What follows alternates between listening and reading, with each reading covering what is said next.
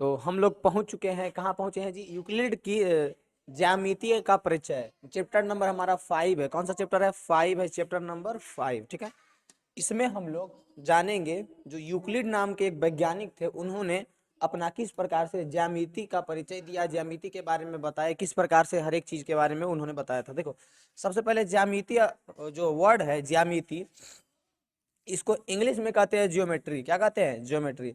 ये चैप्टर अगर आप अच्छे से समझ लेते हैं तो इसी से रिलेटेड 10th में अभी है, जो कि आपको बहुत काम देगा। बस वही चीज़ सेम, एक ही बात, ये कितना बार रिपीट करें, आप लोग समझो ना जी, कितना जरूरी है, कितना इंपॉर्टेंट है। हम ही बार बार बोलते रहे, समझना नहीं है। देखो, तो जियोमेट्री होता है।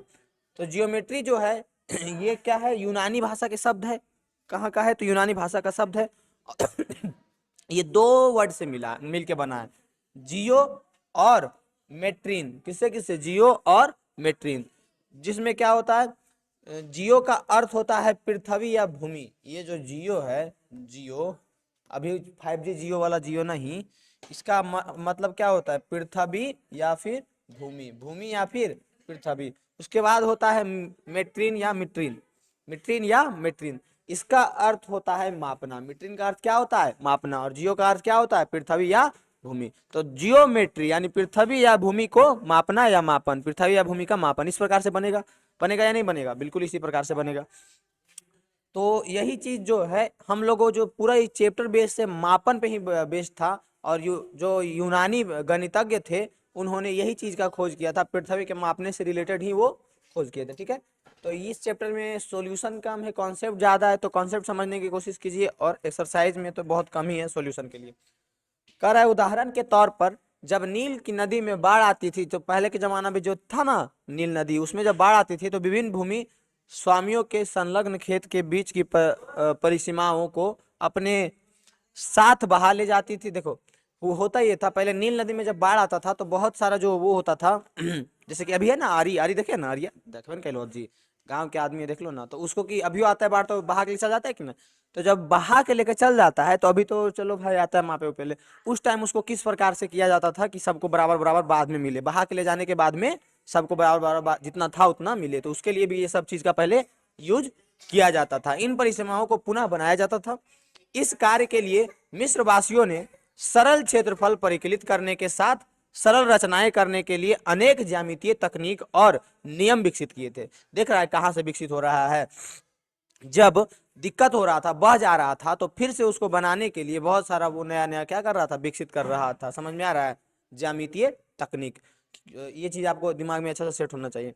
उन्होंने ज्यामितीय के ज्ञान का उपयोग अन्न भंडारों के आयतन निकालने, अन्न भंडार यानी जिसमें अन्न रखा जाता है, तथा नहरों और पिरामिड, पिरामिड देखे है ना, पिरामिड के निर्माण करने में किया जाता है। वे एक कटे हुए पिरामिड, देखो, सबसे पहले अगर पिरामिड नहीं देखा है तो फटाक से जाकर के देखो।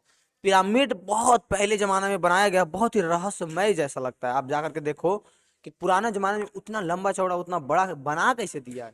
गूगल पे सर्च करिए, जाकर यूट्यूब पे सर्च करिए, जहाँ करिए, और जाकर के सर्च करिए पिरामिड, और देखिए जाकर के, अगर नहीं देखे हैं और देखें तो आपको अंदाजा होगा कि वो कितना रहस्यमय चीज है। ठीक है, तो ये सब चीज का आयतन वायतन सब निकालने में ज्यामिति का यूज किया जाता था पहले, एकदम पहले। समझ में आ रहा है? मिस्र वासियों का ये देखो। अब जो है, सभी उदाहरण क्या दर्शाता है कि ज्यामिति का विकास और अनुप्रयोग विश्व के सभी स्थानों पर होता रहा। मतलब कि सभी जगह पे धीरे धीरे ज्यामिति का विकास हो रहा था, जो कि अंदरूनी सब जगह पे हो रहा था, पर पता नहीं चलता था सबको, परंतु यह बड़े अवस्थित प्रकार से हो रहा था। प्राचीन विश्व में ज्यामिति के विकास के इन गतिविधियों की एक रोचक बात यह है कि इनका ज्ञान एक एक पीढ़ी से दूसरी पीढ़ी या तो मौखिक रूप से या ताड़ के वृक्ष की पत्तियों पर लिखे संदेशों या कुछ अन्य विधियों द्वारा दिया जाता था, जैसे कि अभी है। तो अब जो हमारा जनरेशन है, अगर हम लोग अपना हम लोग के पिछला पीढ़ी हम लोग को जो अपना नॉलेज देना चाह रहा है, तो बहुत है, बुक लिख देते हैं, अब तो वीडियो बना के रख देते हैं, बहुत सारा है ना, ज्यादातर बुक लिख करके। तो पहले ये सब नहीं था, बुक और वीडियो तो कहाँ सही रहेगा। तो या तो मौखिक रूप से अपने अगला पीढ़ी को बताता था, या तो ताड़ के वृक्ष के पत्तियों पर लिख करके अगला पीढ़ी के लिए छोड़ता था। सोचो कितना कितना दिक्कत था, सोचो। अगर हमको लगता है कि पहले जमाना में ही हम लोग तक पहुंचता पहले जमाना का इन्फॉर्मेशन, अगर कुछ वैसा रहता स्टोर करने के लिए कि अगला पीढ़ी को ये, जैसे कि अभी कोई भी एक्सीडेंट होता है तो वो अगला पीढ़ी तक पहुंच जाता है, और पहले का अब तक नहीं पहुंच पाया है, ठीक है। क्योंकि या तो मौखिक रूप से बता दिया, या तो ताड़ के वृक्ष के पत्ती पर लिख दिया, या फिर और बहुत सारा विधि, तो वो अभी तक यहाँ तक नहीं ना आ पाया, वो तो उधर ही खत्म हो गया होगा। तो अगर हमको लगता है वो चीज़ रहता ना, तो हम लोग अभी और आगे पहुंचे हुए रहते, लेकिन वो चीज़ नहीं हो पाया, तो हम लोग अभी थोड़ा पीछे हैं, समझो एक तरह से, समझ में आ रहा है। तो सोच लो कि नॉलेज स्टोर करके अगला पीढ़ी तक पहुंचाना पहुंचाना कितना महत्वपूर्ण चीज़ है ना, महत्वपूर्ण चीज़, बहुत महत्वपूर्ण चीज़ है, ठीक है। तो ये सब चीज़ वहाँ होता था, ठीक है।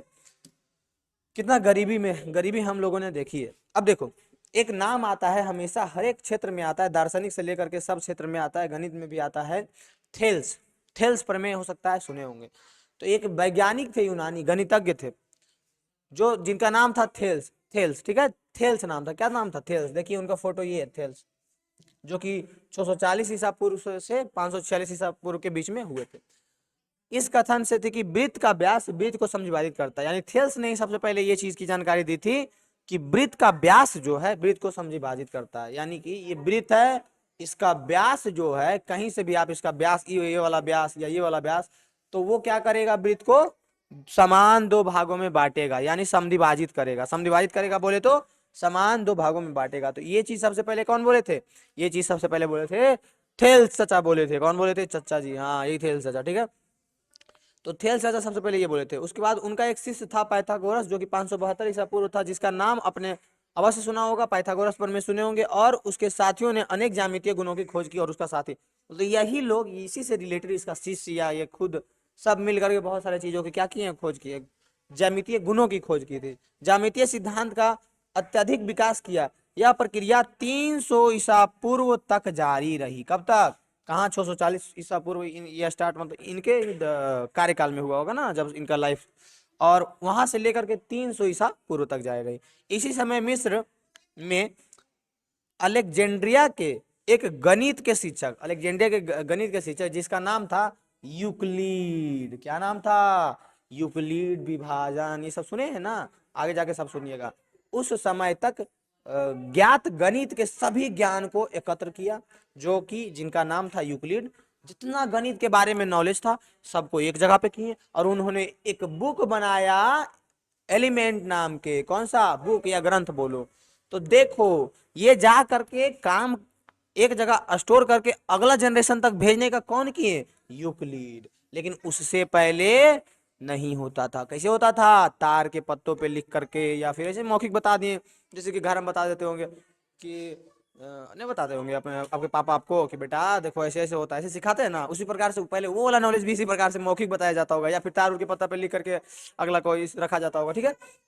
तो फर्स्ट, सबसे पहला बार एलिमेंट नाम के ग्रंथ में यूक्लिड नाम के जो गणितज्ञ थे, उन्होंने एक सोचा कि ग्रंथ बनाते हैं चलो, और सारा जितना अभी तक मैथ में हम लोगों को नॉलेज है सब में उसमें रख देते हैं, ताकि उसको अध्ययन करके हमारा नॉलेज अगला पीढ़ी तक पहुंचे, और अगला पीढ़ी फिर उस पर दिमाग लगा लगा के आगे कुछ खोज सके। तो ये प्रक्रिया अभी तक चल रही है कि जो खोज होता है बुक में प्रिंट होता है, मतलब जिस प्रकार से रखा जाता है, फिर उसमें अगला पीढ़ी आता है, वो अपना दिमाग लगाता है, अगला अगला, मतलब ये प्रक्रिया चलते रहेगा हमेशा, अनंत, इन्फिनिटी, जब तक पृथ्वी है तब तक चलते रहेगा, ठीक है। तो ज्ञान को एकत्रित किया, जिसका नाम था, बुक का नाम क्या था, एलिमेंट था नामक, अपने प्रसिद्ध ग्रंथ के रूप में उसे व्यवस्थित किया। उन्होंने एलिमेंट्स को 13 अध्याय में विभाजित किया। एलिमेंट्स में कितना अध्याय था, 13 अध्याय, मतलब पाठ, चैप्टर, समस्त विश्व की ज्यामिति संबंधित समझ को आने वाली पीढ़ियों तक प्रभावित किया। यही जो एलिमेंट बुक जो लिख करके गए, यही आने वाली पीढ़ी तक क्या किया, प्रवाहित किया, बोले तो काम आया, ठीक है। तो सबसे पहले ये याद रखिएगा, ये सब चीज जानिएगा, जानिएगा तब ना समझ में आएगा, तब ना काम देगा। कुछ जानवे नहीं करिएगा तो कहाँ से कुछ पता चलेगा। देखिए, तो ये जो थे कुछ वो दिए थे अपना, मतलब कि यूक्लिड जो थे, जो कि देखिए किधर गया यूक्लिड, हाँ जी थे। देखो, ये जो यूक्लिड है, ये सबको परिभाषित किए थे किस प्रकार से, जो चीज अभी हम आपको देखेंगे, यही है यूक्लिड, 325 ईसा पूर्व से लेकर के 265 ईसा पूर्व तक, ठीक है। तो ये यूक्लिड जो है, देखिए क्या किए थे, मतलब सबको परिभाषित किए थे कि अगर इनके हिसाब से आप लोग पहले हमको बताइएगा कि अगर आपको बोले जाए एक बिंदु को परिभाषित कीजिए, तो क्या होगा, उसमें आपको क्या दिखेगा, क्या कैसे बताइएगा कि एक बिंदु क्या होगा। तो इन्होंने बताया था कि वह है जिसका कोई भाग नहीं होता। सही बात है, बिंदु क्या है, जिसका कोई भाग नहीं होता, ना लंबाई होता है ना चौड़ाई होता, बस एक डॉट होता। रेखा लाइन जिसका चौड़ाई रहित लंबाई, मतलब चौड़ाई नहीं होना चाहिए, खाली लंबाई होना चाहिए। इस प्रकार से उन्होंने अपने बुक में ये सारी चीजें परिभाषित किए थे। ठीक है, एक रेखा के श्री बिंदु होते हैं। एक सीधी रेखा ऐसी रेखा है जो स्वयं पर बिंदुओं के साथ सपाट रूप में स्थित होता है। मतलब कि बहुत सारा बिंदु मिलके ही ना एक सीधी रेखा बनती है। हाँ, बहुत सारा बिंदु मिलकर के एक सीधी रेखा बनती है। काय कर रहा है तू लोग जी? हाँ, तुम क्या दौड़ चल रहा है? तुम गया किधर अभी? गया क्यों गया उधर?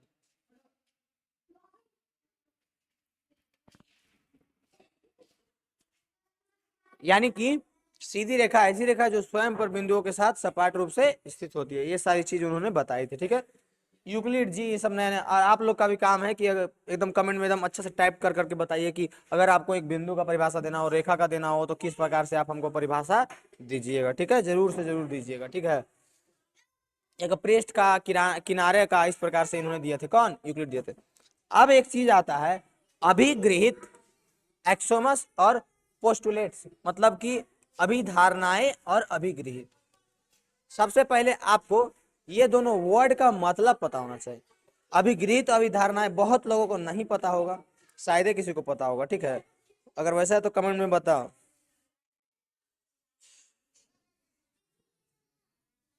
अभिगृहित और अभिधारणा, देखो, तो ये मैथ में बहुत इंपॉर्टेंट वर्ड है। दोनों का काम क्या है? अभिधारणाएं और अभिगृहित। अभिधारणाएं का मतलब है मैथ में वो सारी चीजें जो काल्पनिक, कल्पना किया गया है। ठीक है, दो वर्ड में बस। अभिगृहित अभिधारणा को एकदम दिमाग में हटा लो, लिखे नहीं कुछ जा रहे हैं, बस बताएंगे, वही आपको समझना है, वही दिमाग में डालना है, वही हमेशा के लिए याद रखना है।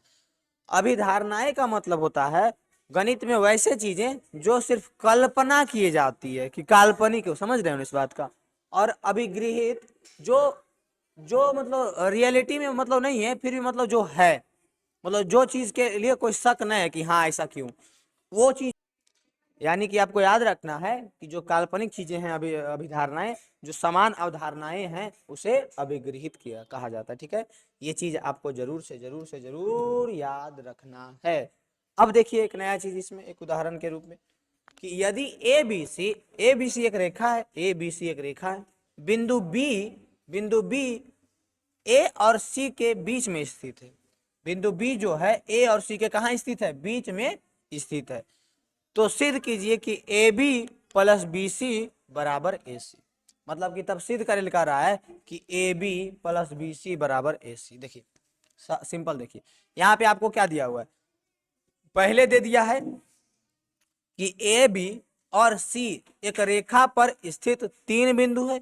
बी बिंदु ए और सी के बीच में है, ए और सी के बीच में बी है। इसका मतलब क्या हुआ? इसका मतलब हुआ कि ए बी जो है बी सी के बराबर है।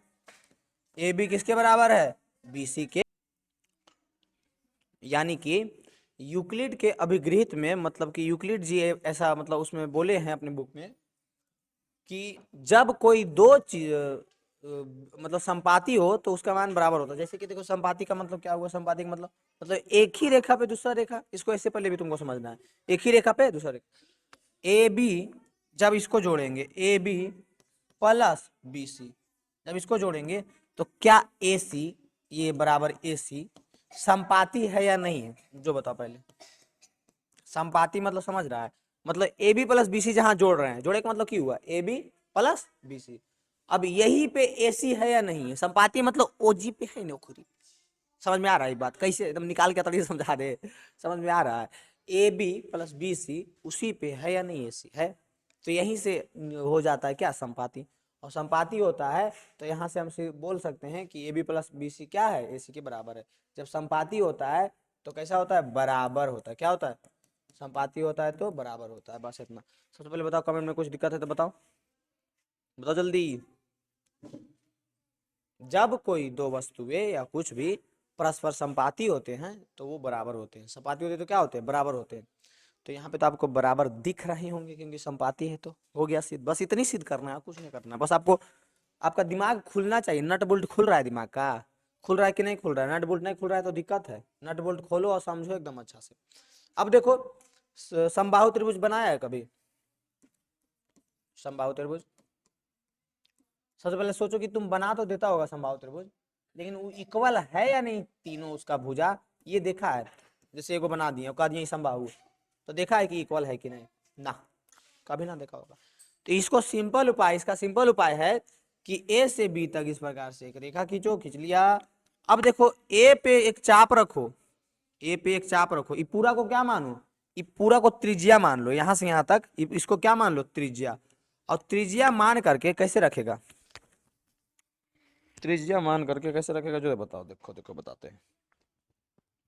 हाँ, इसको त्रिज्या अगर मानेंगे तो त्रिज्या मानेंगे तो यहाँ से ऐसे ऐसे ऐसे ऐसे चाप लेंगे, यहाँ से एक ऐसे चाप लेंगे ना, इस प्रकार से। देखो मेरा अंगुली वहां तक नहीं पा रहा है, सुई, एक चाप ले लिए। फिर इधर से एक त्रिज्या मानो, इधर से चाप ले लो, देखो ले लिए, जैसा कि इसमें लिया गया। एक चाप ऐसे, इसको त्रिज्या मान के, फिर इधर से एक चाप। अब दोनों यहाँ पे कट रहा है, अब दोनों रेखा ऐसे मिला दो। यही हो गया हमारा समबाहु त्रिभुज, जिसका तीनों भुजा क्या है, बराबर है। यही हो गया हमारा समबाहु त्रिभुज जिसका तीनों भुजा बराबर है। बताओ तो कोई दिक्कत समझ में आ रहा है? समझ में आ रहा है या नहीं समझ में आ रहा है? तो ये हो गया समबाहु त्रिभुज बनाने का नियम। बताओ तो समझ में आया? बना लेगा एकदम फटाफट? बनेगा या नहीं जी, जो ना बताओ, बनेगा या नहीं बनेगा?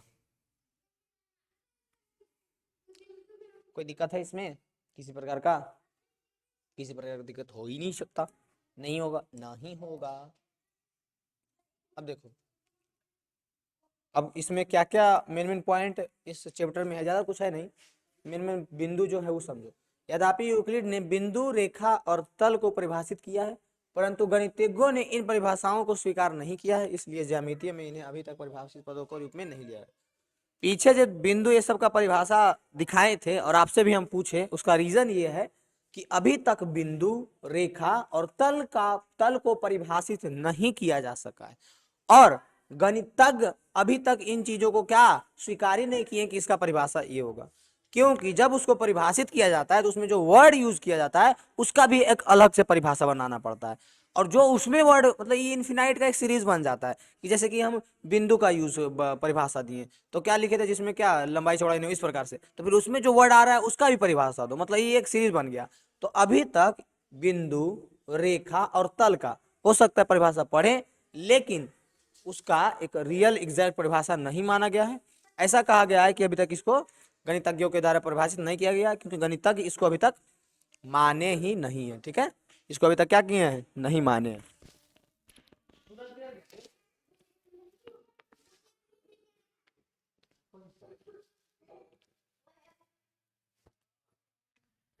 ये चीज नहीं हो पाया। ठीक है, ये चीज आपको समझना है। ठीक है, कोई दिक्कत किसी प्रकार का आपको दिक्कत है इसमें, परेशानी, दिक्कत, समस्या तो पूछ सकते हैं। ठीक है, मेन मेन पॉइंट देखो। अभिगृहित और अभिधारणाएं ऐसी कल्पना है जो स्पष्टता सर्वव्यापी सत्य होती है, इन्हें सिद्ध नहीं किया जा सकता है। मतलब कि जितना भी अभिधारणाएं और अभिगृहित आप लोग पढ़िएगा मैथ में, ये क्या होता है, सर्वव्यापी सत्य होता है, इन्हें सिद्ध नहीं किया जा सकता। जैसे जैसे एग्जाम्पल देते, 2+2=4, तो ये तो सत्य है। अब इसको सिद्ध करे बोलेंगे तो कैसे करिएगा? और दूसरी बात, ये दू है तो ये दू काहे है, बताओ काहे है? दू को और तो कैसे भी लिख सकते थे, ऐसे काहे दू को लिखल है? तो ये सब जो है अभिधारणा अभिगृहित जितना है, जो क्या है, एक कल्पना है ना, कल्पना। प्रमेय वे कथन हैं जिन्हें परिभाषाओं, अभिगृहितों, पहले सिद्ध किए गए कथनों और निगमनिक तर्कन द्वारा सिद्ध किया जाता है। समझ में आ रहा है? तर्कों द्वारा उसको सिद्ध किया जाता है। यूक्लिड के कुछ अभिगृहित है। ठीक है, अभिगृहित किसको कहे थे? अभिगृहित जो मतलब है, काल्पनिक नहीं है। देखो जैसे कि वे वस्तुएं जो एक ही वस्तु के बराबर हो वो दूसरे वस्तु के बराबर होती है। मतलब वे एक ऐसा वस्तु जो एक ही वस्तु के बराबर हो वो दूसरा के भी क्या होगा, बराबर होगा। इसको कैसे समझाए? जैसे कि यहाँ पे कोई वस्तु है, ये इसको कोई वस्तु मान लो, इसको कोई वस्तु मान लो, और इसको कोई वस्तु मान लो, तो ई वस्तु अगर इससे बराबर है तो ई वस्तु अगर इससे बराबर है तो ई वाला इससे भी बराबर होगा। ई वाला अगर एकरा से बराबर है, ई वाला एकरा से बराबर है, तो ई वाला एकरा से नहीं बराबर होगा। ऐसे समझो, ठीक ना? दिमाग वहाँ पे जोड़ दो, जोड़ दो, एकदम नट बोल्ट खुलना चाहिए दिमाग का, और नहीं खुल रहा है तो दिक्कत वाला बात है। यदि बराबरों को बराबर से घटाया जाए तो शेषफल भी बराबर होगा। यदि कोई भी बराबर को उसी बराबर से घटाया जाए तो उसका शेषफल जो आएगा क्या आएगा, वो भी एक प्रकार का बराबर ही आएगा। क्या आएगा, बराबर आएगा। ठीक है, इतना चीज आपको अच्छा से समझना है और ध्यान रखना है कि यदि बराबर को बराबरों में से घटाया जाए तो शेषफल भी क्या होगा, बराबर होगा। बराबर को बराबर से जोड़ा जाए तो शेषफल भी क्या होगा, बराबर होगा। वे वस्तुएं जो परस्पर संपाती हो एक दूसरे, देखो पीछे इसका एग्जांपल दिए थे ना कि जो परस्पर संपाती होंगे, जैसे कि इसका संपाती ये, तो ये क्या होगा, बराबर होगा। परस्पर संपाती का मतलब होता है पूरा पूरी संपाती होना चाहिए। ठीक है, तो वे क्या होंगे, बराबर होंगे। ठीक है, उसके बाद है पूर्ण अपने भाग से बड़ा होता है।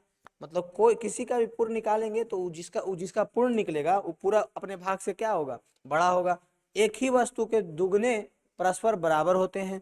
मतलब एक कोई वस्तु है, उसके दोगुने क्या होंगे, परस्पर क्या होंगे, इक्वल होंगे। एक ही वस्तु के आधे परस्पर क्या होंगे, बराबर होंगे।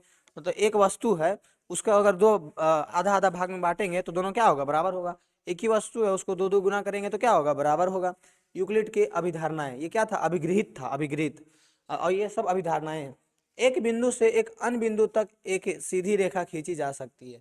एक बिंदु से एक बिंदु तक एक एक सीधी रेखा खींची जा सकती है, तो सही बात है। लेकिन इस बिंदु पे बहुत सारी रेखा खींची जा सकती है, खींची जा सकती है, नहीं खींची जा सकती है, तो ये क्या हुआ, अभिधारणा ही ना हुआ। उसके बाद है दूसरा अभिधारणा कि एक शांत रेखा को अनिश्चित रूप से बढ़ाया जा सकता है। मतलब एक कोई शांत रेखा है, आ गया जी, एक यहाँ पे शांत रेखा है, तो इसको अनिश्चित रूप से इधर अनंत तक बढ़ा सकते हैं, अनिश्चित रूप से इधर अनंत तक बढ़ा सकते हैं। ठीक है, फिर किसी को केंद्र मानकर और किसी त्रिज्या से एक वृत्त खींची जा सकती है। मतलब कहीं से भी एक केंद्र मानकर या किसी को भी त्रिज्या मान, ये सब अभिधारणा है, काल्पनिक है, खींची जा सकती है। सभी समकोण एक दूसरे के बराबर होते हैं। जितना भी समकोण होता है सब क्या होता है, एक दूसरे के बराबर होता है। सब क्या है, अभिधारणा है। हट जाओ, यहाँ तक चीज आपको समझ में आना चाहिए। नहीं आता है तो वीडियो को रिपीट रिपीट कर करके देखिए और जरूर समझ में आएगा। एक एक पॉइंट अच्छा से समझ में आएगा। कोई दिक्कत हो तो कमेंट में बता सकते हैं, आपका दिक्कत सोल्व कर दिया जाएगा। ठीक है।